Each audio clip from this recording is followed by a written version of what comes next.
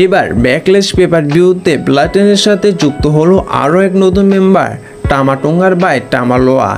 ব্যাকলেশ paper ভিউর শুরুতেই দেখা যায় কেভিন ওলেন্স র্যান্ডি অর্টনের সাথে সোলো সুকোয়া টোমাটাঙ্গা একটি ট্যাগ টিম ম্যাচ। তারা রিংয়ে আসলে সে জায়গায় দেখা যায় যে ম্যাচটি শুরু হওয়ার আগে একে অপরকে ভয়ঙ্করভাবে আক্রমণ শুরু করে।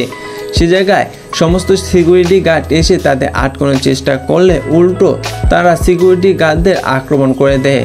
সে জায়গায় নিক অ্যালডিস এসে তাদের ম্যাচটি নো ডিসক্যালিফিকেশন ম্যাচে কনভার্ট করে দেয়। তারপর দেখা যায় যে তাদের ম্যাচটি শুরু হলে একে অপরকে ভয়ঙ্করভাবে আক্রমণ করতে থাকে। সে জায়গায় তাদের ব্যবহার করতে দেখা যায় ক্যান্ডো স্টিক, স্টিল চেয়ার, টেবিল সমস্ত কিছু ব্যবহার করতে দেখা যায়।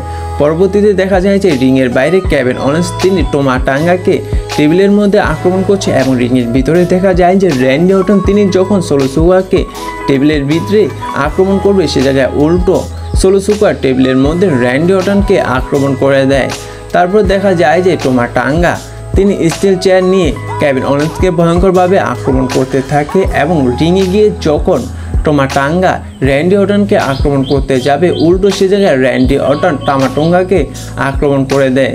তারপর দেখা যায় যে টামাটোঙ্গাকে আর কেউ দিয়ে যখন র্যান্ডি অর্টন পিন করতে যাবে ঠিক সে সময় সোলো সুকোয়া এসে র্যান্ডি অর্টনকে সম্পূর্ণভাবে পিন করতে দেয় না। তারপর সোলো সুকোয়া র্যান্ডি অর্টনকে ভয়ঙ্করভাবে আক্রমণ করতে থাকে এবং রিংয়ের বাইরে নিয়ে অ্যালাউন্স টেবিলে নিয়ে যখন আক্রমণ করতে যাবে র্যান্ডি অর্টনকে সোলো সুকোয়া সে জায়গায় দেখা যায় যে সে আক্রমণকে কনভার্ট করে সোলো সুকোয়াকে র্যান্ডি অর্টন ভয়ঙ্কর আর কেউ দিয়ে দেয়। তারপর রিংয়ের ভিতরে দেখা যায় যে কেভিন ওলেন্স টামাটোঙ্গাকে টপ রুপ থেকে ক্রিস্টাল চেয়ারের মধ্যে ভয়ঙ্করভাবে আক্রমণ করে। যখন কেভিন ওলেন্স তিনি টোমাটাঙ্গাকে পিন করতে যাবে এবং যখন রেফারি কাউন্টডাউন করতে যাবে পিছন থেকে কোনো এক রেসলার এসে রেফারিকে টান দিয়ে নিচে নিয়ে যায়। সে সময় মনে হয়েছিল যে হয়তো জিলা ফাটু এসে হেল্প করছে সোলো সুকোয়া টামাটোঙ্গাকে।